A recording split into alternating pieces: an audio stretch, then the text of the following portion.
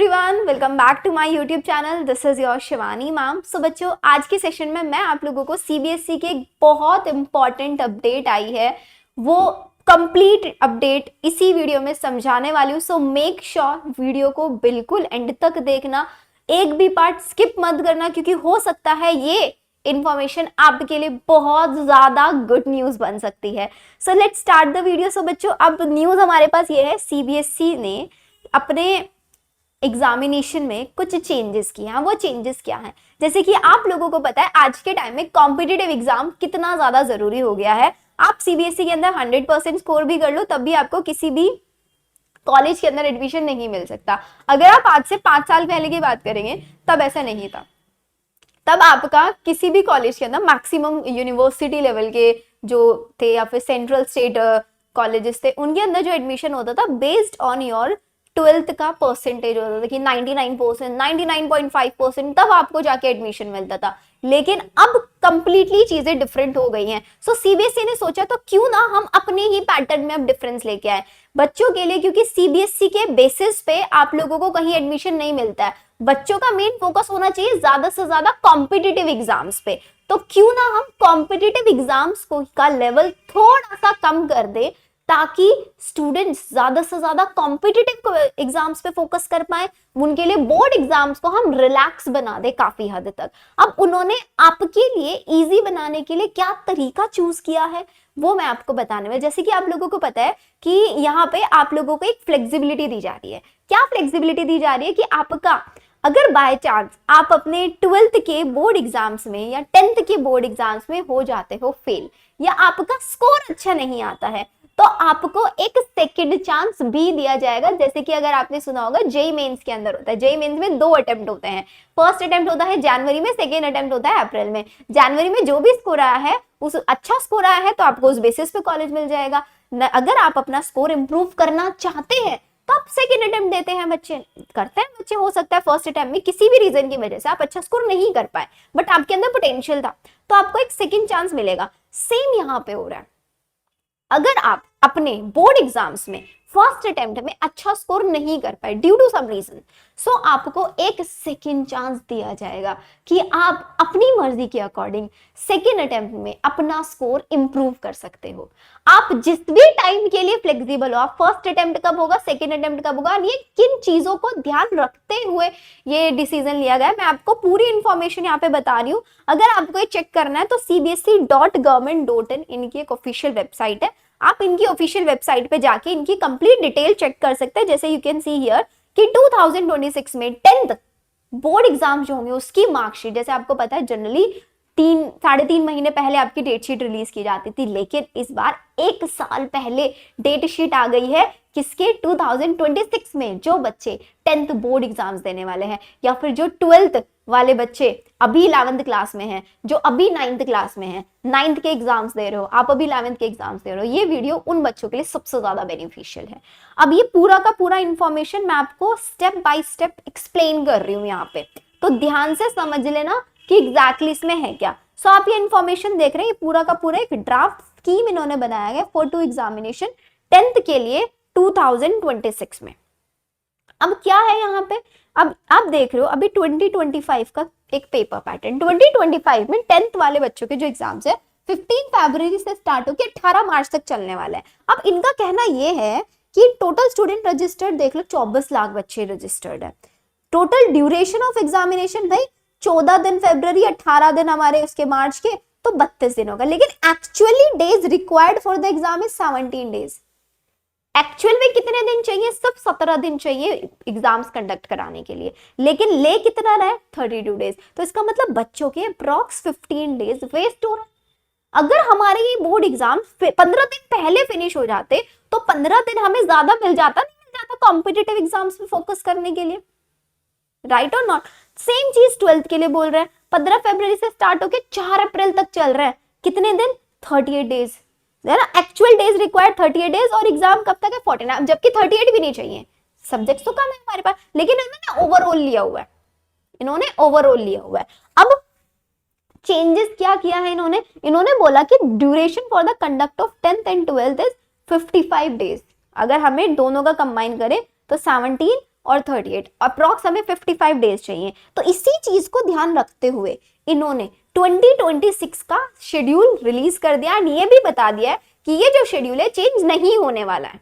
10th का दिया है, 12th का भी रिलीज होके आने वाला है। क्या है कि 17 फरवरी 2026 में एग्जाम होगा, 6 मार्च तक चलेगा फर्स्ट फेज। सेकेंड फेज होगा 5 मई से लेके 20 मई तक सेकेंड। आप देख रहे हो टोटल ड्यूरेशन जो है 18 दिन और 16 दिन, 34 डेज में आपका पूरा का पूरा फिनिश हो जाएगा। अब बच्चे 6 मार्च में 6 मार्च में फ्री हो जाएंगे आराम से 10th वाले। उसके बाद they can focus on their 11th का एंट्रेंस एग्जाम, 11th में वो जा सकते हैं आराम से। सेम 12th का होगा। अब इस फर्स्ट फेज और सेकंड फेज में होगा क्या, आपने फर्स्ट फेज में एग्जाम देने के लिए आप रेडी नहीं हो, यू नीड मोर टाइम, तो आप मई में दे सकते हो एग्जाम। आपने फर्स्ट फेज में एग्जाम दिया लेकिन आपका किसी सब्जेक्ट में स्कोर कम रह गया, आप उस स्कोर को इंप्रूव करना चाहते हो, ठीक है, क्योंकि होता है ना, आप लोगों को पता है हर एक कॉम्पिटिटिव एग्जाम के लिए एक मिनिमम क्राइटेरिया होता है 60%, 55%, 50%। एंड आज के टाइम में बोलूंगी बहुत बच्चों को ये प्रॉब्लम आती है, लिटरली बहुत बच्चों को प्रॉब्लम आती है फिजिक्स के अंदर, केमिस्ट्री के अंदर 1-2 मार्क्स से वो सारे एंट्रेंस एग्जाम से बाहर हो जाते हैं, सिर्फ 1-2 मार्क्स से। अब अगर वो 1-2 मार्क्स में क्या होता है, फिर वो इंप्रूवमेंट देते हैं, उसमें टाइम जाता है। लेकिन कुछ कुछ एंट्रेंस एग्जाम्स की, कॉम्पिटिटिव एग्जाम्स की ये कंडीशन होती है कि आपको फर्स्ट अटेम्प्ट में अपनी 12th क्लियर करनी होगी। अब वो वाली प्रॉब्लम वो बच्चे जो बोर्ड एग्जाम्स की वजह से बाहर हो जाते थे कॉम्पिटिटिव एग्जाम से, अब नहीं होगा। अब हर किसी को चांस मिलेगा कॉम्पिटिटिव एग्जाम्स में बैठने का। आपका जो एलिजिबिलिटी क्राइटेरिया है 10th और 12th का, वो एलिजिबिलिटी क्राइटेरिया अब आप अपनी फ्लेक्सिबिलिटी के अकॉर्डिंग फुलफिल कर सकते हो, क्योंकि आपको 2 फेजेस मिल रहा है अपना स्कोर इंप्रूव करने के लिए। अब देख लो, इन लोगों ने कुछ हाइलाइट्स करके दिया हुआ है, एक पॉइंट मैं आपको बता रही हूँ।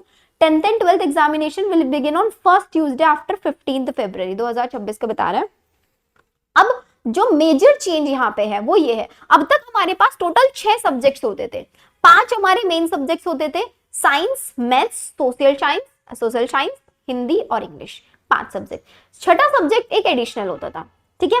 अब इन्होंने बोल दिया कि आपके 5 science, maths, social science, Hindi, English, ठीक है, ये 5 सब्जेक्ट्स तो आपके एक ग्रुप में आएंगे। इसके अलावा इन्होंने बोला कि अब आपका एक और ग्रुप एक्स्ट्रा बन जाएगा, उस ग्रुप के अंदर आपकी रीजनल या फिर फॉरेन लैंग्वेज आ जाएगी। अब रीजनल और फॉरेन लैंग्वेज क्या होगी, इसका भी मैं पूरा इंफॉर्मेशन आपको बता रही हूँ कि भाई सबसे पहले आपका इंग्लिश है, हिंदी है, साइंस है, मैथ्स है एंड सोशल साइंस है।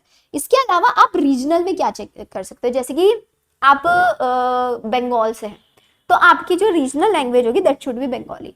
अब महाराष्ट्र से हैं तो मराठी होगी। उसके अलावा एक और आप रिमेनिंग सब्जेक्ट ले सकते, मतलब अब तक कितने थे 5, अब आप 7 सब्जेक्ट्स ले सकते हो और उसमें से आपके हाईएस्ट 5 के स्कोर कंसीडर किए जाएंगे। लेकिन कॉम्पिटिटिव एग्जाम्स में जा रहे हो तो वहां पे आपको पता है फिजिक्स, केमिस्ट्री, बायोलॉजी, मैथ्स, आपका इंग्लिश, ये 4 सब्जेक्ट्स के कंसीडर किए जाते हैं स्कोर।